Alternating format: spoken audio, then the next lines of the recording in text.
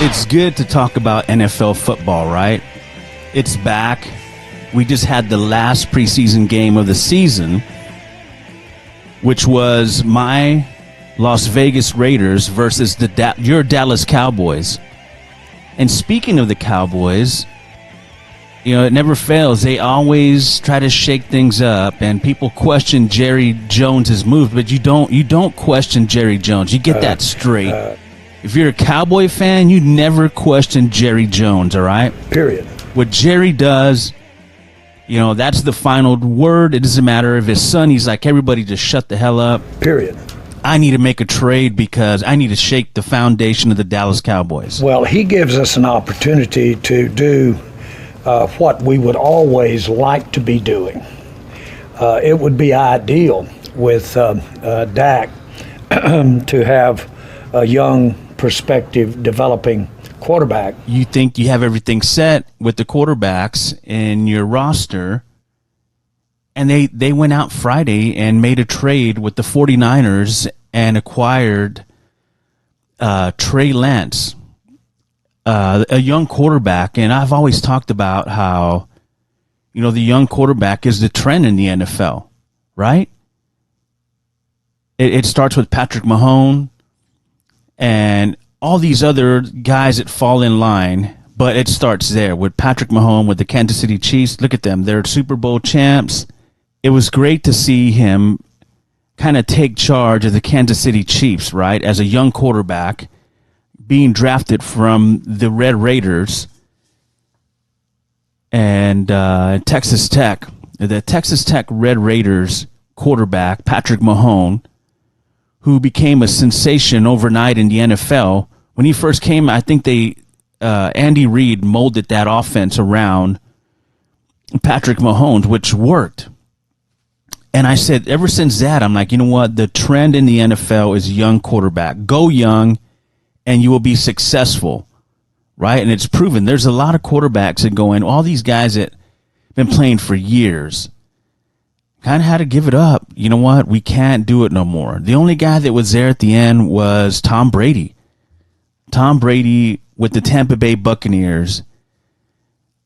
He faced Mahomes. He's faced other young quarterbacks and at the LA Rams and on and on. There's so many young quarterbacks.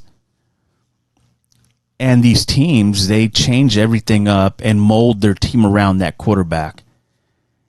And I don't think the Cowboys ever did that. With Dak Prescott, that was kind of a weird transition from Tony Romo to Dak. That kind of was out there because Romo was the guy, right? The guy. And that never panned out, so we had to move on. And ever since Romo, you know, walked away and Dak Prescott walked into that Dallas Cowboy locker room, there was a lot of questions about Dak, you know, because he went there and it was just first round and out, and Jerry just loved it. Jerry just wanted to be in the playoffs, wanted to sell more merch. He knows regardless of what happens at the end of every season, people are still going to buy the merch. They're going to gain new fans, and they're very popular. The Dallas Cowboys are very popular. So being a quarterback for America's team, the Dallas Cowboys, is a huge task. And I don't think Dak, I've said this before, because I'm a former fan of the Dallas Cowboys. Yeah. I got tired of all the antics. I just wanted to watch football. Every year, the same letdown. It sucks. It sucked being a Cowboy fan. And I always had been one of those fans that, I love watching all the teams. I enjoy watching Aaron Rodgers. I enjoyed watching, you know, Montana, this from every team, you know, old school up to now. I enjoy watching that quarterback position. It's important, right? And we've been in a huge, the Cowboys have been in a huge slump when it comes to getting to the playoffs and getting to the promised land.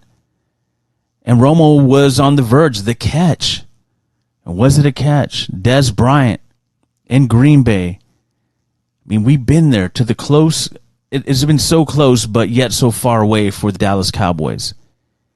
So you need to shake things up. Yes, people were upset about what Jerry did. Did anybody in your organization give Dak a heads up that this was coming down? No. Trey Lance comes in, and yes, he's had his troubles in the NFL after being drafted.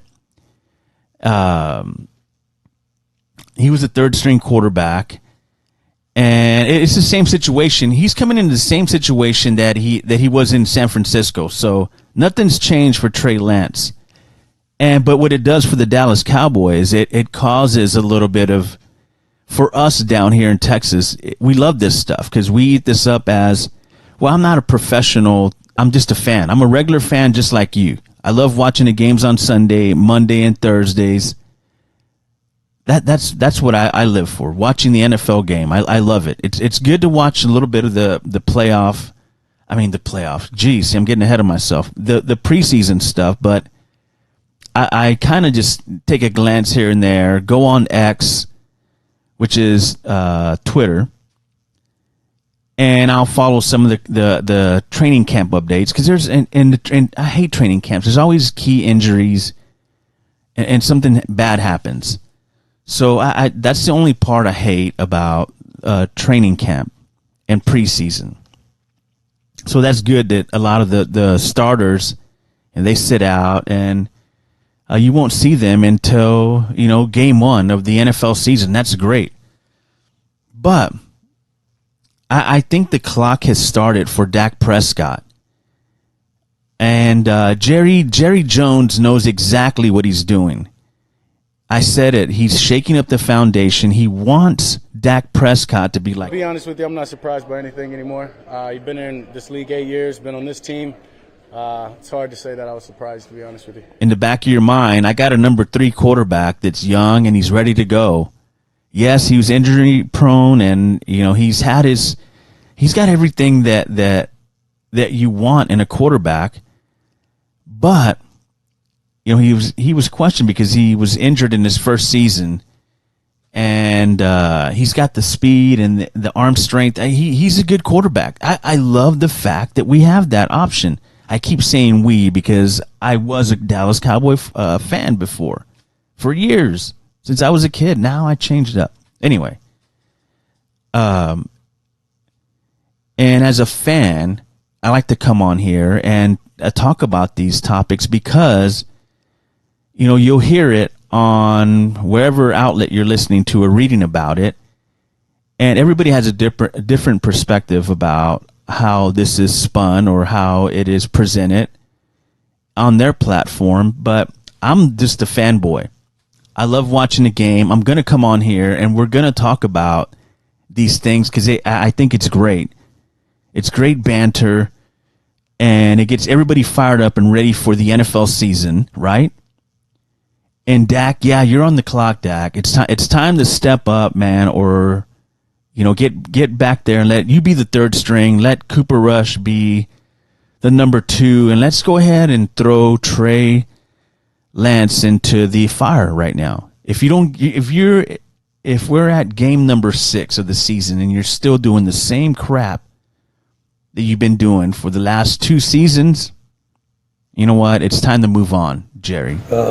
Jerry, dude, you make the calls. You and Stephen Jones. I'm sure Stephen had something to do with this, or maybe it was Stephen Jones's idea about bringing Trey Lance. I don't know. I'm not that deep into the Cowboys like I used to be. So I'm listening and watching, and that's where I kind of bring my opinion for you guys and to see what you guys think about what this move has done for the Dallas Cowboys. Your Dallas Cowboys, because everybody in San Antonio is a Dallas Cowboy fan, right? Yeah, so they stomped my Las Vegas Raiders over the weekend in the final preseason game of the NFL preseason. And that's a good thing because this week, later on this week, Saturday, we get college football back. And yes, there was a Notre Dame game over the weekend. So everything is already feeling good. The time is changing. Yes, it's still 110 here in South Texas. But we are getting into the fall area where it is football time. It's football time. We go out to Costco or to Sam's, wherever you go, purchase your game day food and your munchies and your snacks, and we start kind of stockpiling everything because you know you got to brace for it. I just learned that I have the NFL package once again, so I'll get all the NFL ticket. So I'll get that all season, the red zone, everything. So I'll be in NFL bliss, football bliss. I can't wait. Chicken wings, fried pickles, anything and everything. Let's start smoking pork and pork ribs or baby backs. It's time, man. It is time for football. And right now, as I speak, in our local TV affiliate is playing some highlights from high school football, that's kicked off this weekend that just passed. So, yes, football is here. I guess that's what I've been waiting for because there was really not much going on around us, and there was this bunch of stories that kind of were like, I was just waiting for I've been salivating in the basement, in the underground bunker, ready to talk about NFL football and NBA. There's a lot of talk about that's going to be happening in San Antonio. We all know that it's going to be a good season for our San Antonio Spurs. So there'll be plenty to put on the table, and we got Major League Baseball going on. Life is good right now. Everyone's talking about the sun and how great it is. Inside the Man Cave with Johnny Compian. Oh yeah. Are you ready?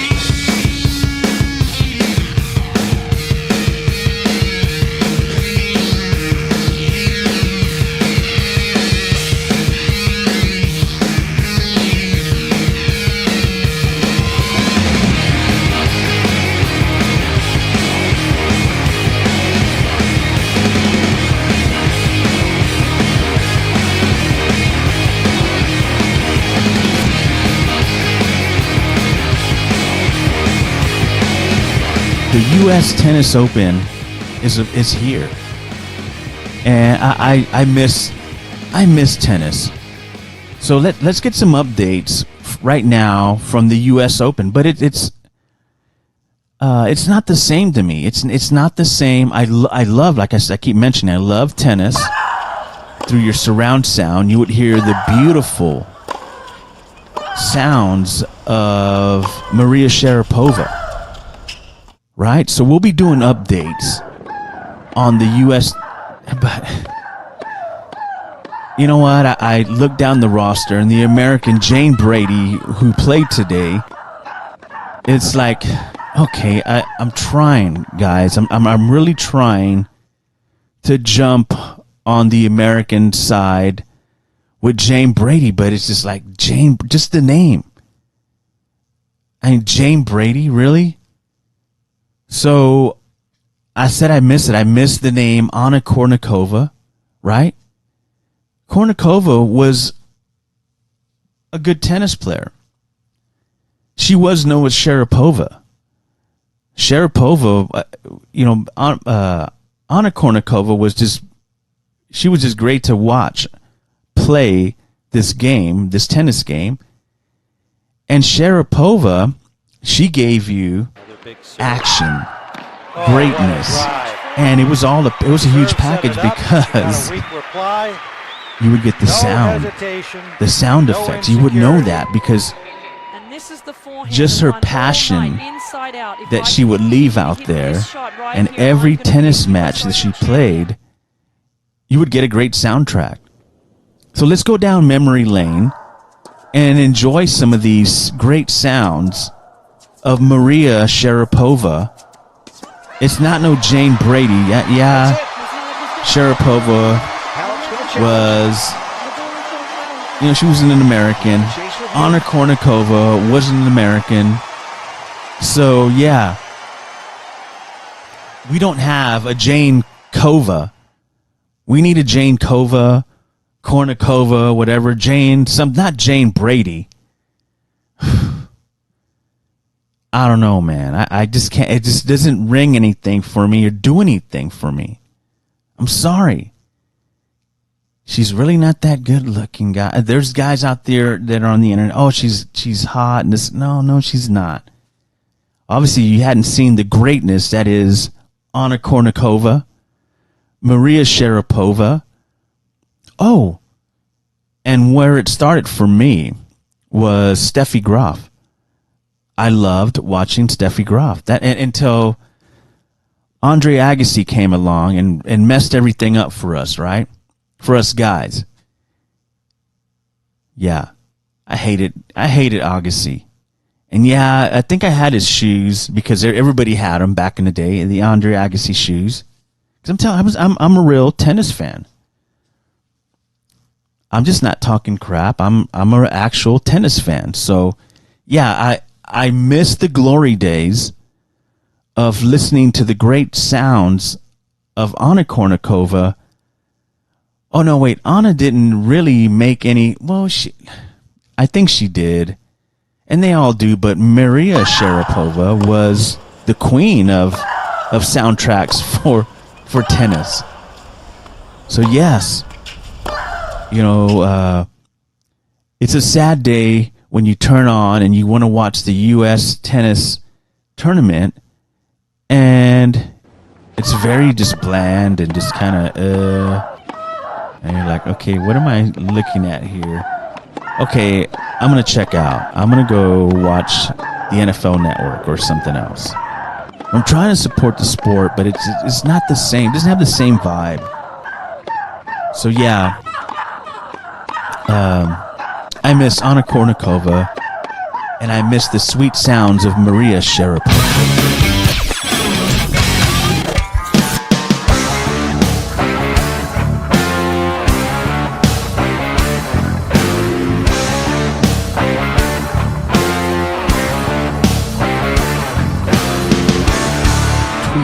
At Johnny Compian on Twitter. And you can also support the podcast show on anchor.fm/Johnny5150.